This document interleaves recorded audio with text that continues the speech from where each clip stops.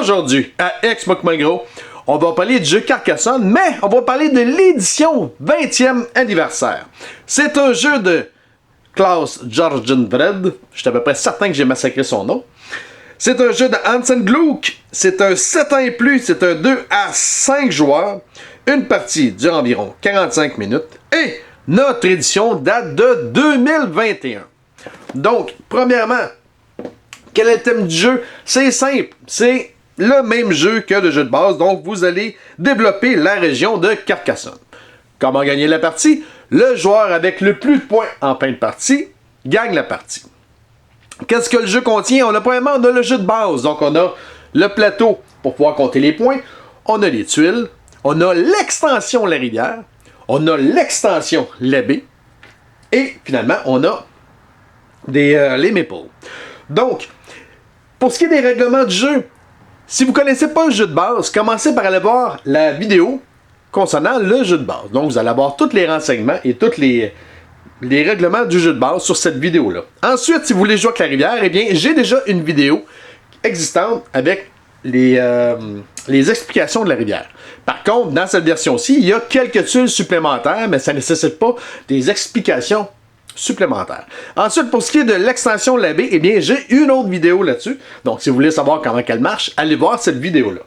Finalement, on va parler seulement des tuiles supplémentaires qui ont été ajoutées dans cette édition-là, donc les tuiles 20e anniversaire. En gros, pour la version 20e anniversaire, eh bien, vous avez quelques tuiles avec de jolies petites flèches comme ceci, avec 3 logos différents. Désolé. Ce sont les tuiles supplémentaires que vous allez avoir. Donc, qu'est-ce qu'elles veulent dire? Eh bien, premièrement, on va placer, on va se faire un petit terrain de jeu. Laissez-moi 3 secondes d'écart. Ça va être plus facile à expliquer. Donc, admettons qu'on est à marcher comme ça. On va se mettre un abbaye ici. Qu'est-ce qu'on pourrait bien se mettre? Ça. Bon. Admettons que ça, c'est notre terrain de jeu. Est-ce que tout est légal? Je le souhaite. Non, ça marche pas. OK. Admettons, ça, c'est notre terrain de jeu.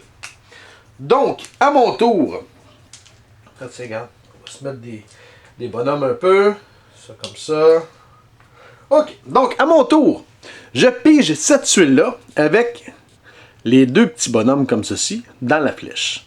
Donc, première chose que je vais faire, je vais poser ma tuile avec les règles standards de Carcassonne. Donc, on peut se rapprocher un peu. OK. Donc, admettons que je décide de placer ma tuile ici.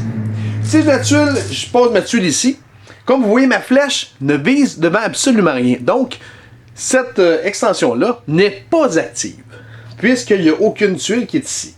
Si j'avais posé ma tuile comme ceci, eh bien, cette fois-ci, ma tuile serait active, mon bonus serait actif, puisqu'il y a une tuile qui est vis-à-vis la flèche. Vous me comprenez? Donc, lorsque je joue, si je n'active pas la flèche, eh bien, je vais faire seulement 2 points supplémentaires et je joue mon tour normalement. Par contre, si je joue comme ceci et que il y a une tuile vis-à-vis la flèche, eh bien là, je vais activer le bonus ou la caractéristique de la tuile. Cette tuile-là, avec mes 2 petits bonhommes, ce qu'elle fait, c'est qu'au lieu de jouer un maple sur la tuile que je viens de poser, eh bien, je peux prendre un de mes maples et le mettre n'importe où sur le jeu où est-ce que j'ai déjà un maple. Donc ici, j'avais déjà un bonhomme, eh bien, je peux rajouter un deuxième bonhomme sur la même zone. Qu'est-ce que ça donne? C'est que si jamais on a une égalité, admettons qu'on était comme ça, qu'on finit par joindre les 2 villes, eh bien, si on ferme la ville, puisque j'ai 2 bonhommes, c'est moi qui ai la priorité, donc c'est moi qui va faire des points et non le joueur noir. C'est bien? Donc, je récapitule. Avec cette flèche-là, ce que ça donne, c'est qu'au lieu de jouer un bonhomme sur la tuile que je viens de poser, eh bien, je vais pouvoir la jouer n'importe où est-ce que j'ai déjà un bonhomme, même si c'est un pré ou un abbaye. C'est bien? Maintenant, si, admettons, je l'avais joué ici, ce qui veut dire que j'aurais joué mon tour standard, et le bonus n'aurait pas été activé, donc j'aurais fait 2 points. Par contre, n'importe quel autre joueur, et même moi, si on joue vis-à-vis la flèche, et bien là, on va activer la caractéristique, peu importe le joueur. Et là, au lieu de jouer sur cette tuile-là, eh bien, je pourrais faire le bonus qui est de jouer à la même place que je suis déjà. C'est bien?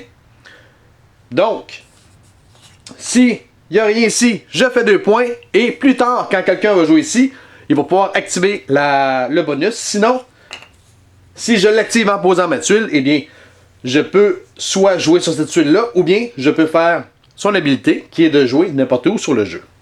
Ensuite, on a également cette petite flèche-là avec un bonhomme et une flèche. Ici, ça s'active de la même façon que celle-ci. Son bonus, par contre, c'est que lorsque je vais la poser, mettons ici, ce que ça va faire, c'est qu'au lieu de jouer un meeple sur cette tuile-là, je peux jouer mon meeple n'importe où sur le jeu, sur une zone qui est inoccupée et inachevée. Donc, comme il n'y a personne sur l'abbaye ici, je pourrais décider d'aller jouer sur l'abbaye. Sinon, si je voudrais dire, ok, je regarde ça, moi je veux jouer ici sur le pré. Pourquoi je peux jouer là? Parce qu'il n'y a personne sur le pré, et les prés ne sont comptés qu'en fin de partie, donc on peut jouer n'importe où s'il n'y a pas d'autres bonhommes. Tout ça pour dire que je ne pourrais pas jouer ici, puisqu'il y a déjà quelqu'un dans le pré, et admettons qu'il y aurait un bonhomme ici, ben je pourrais pas décider de prendre la route. La route, ok, c'est le fun, est inachevée, mais il y a quelqu'un dessus. C'est pour ça que je peux pas. Donc, avec cette flèche-là, je peux jouer soit sur la tuile que je viens de jouer, ou bien je peux jouer n'importe où est-ce qu'il n'y a pas personne. Et que c'est inachevé. Donc, je ne pourrais pas jouer sur une ville complète. C'est bien. Tout comme tantôt, si, admettons, la personne avait joué comme ceci, eh bien, la flèche vise dans le vide, donc je fais tout simplement 2 points et ça arrête là. Et n'importe quel autre joueur plus tard qui va jouer vis-à-vis la flèche, eh bien, il va pouvoir, s'il le désire, activer l'habilité de la pièce. Maintenant, l'autre petite flèche comme ça, on va finir par la voir, les espèces de 2 petites tuiles, eh bien, eux, c'est la même chose. Donc, si je joue ici, eh bien, je peux activer la tuile, tandis que si je joue comme ça, je fais 2 points, et la personne qui va jouer ici va l'activer. Qu'est-ce qu'elle dit, elle? C'est que si je la mets ici, j'attends je fais mon tour normal, et ensuite, je vais pouvoir jouer un deuxième tour gratuitement. Donc, je joue ici, je décide de mettre, mettons, mon bonhomme là, et ensuite, ben c'est encore à moi, je vais piger une autre tuile, et je rejoue. Un peu comme le bâtisseur dans le jeu, dans l'extension. C'est bien? C'est aussi simple que ça, et si je joue comme ça, comme je disais tantôt, je fais 2 points, et le prochain joueur qui va jouer ici, eh bien lui, il va pouvoir faire son tour normal et rejouer un deuxième tour ensuite. C'est aussi simple que ça. Ce sont l'ajout, si vous voulez, que vous avez dans cette version-ci, ainsi que quelques pièces, rivières et autres qui sont différentes du jeu de base.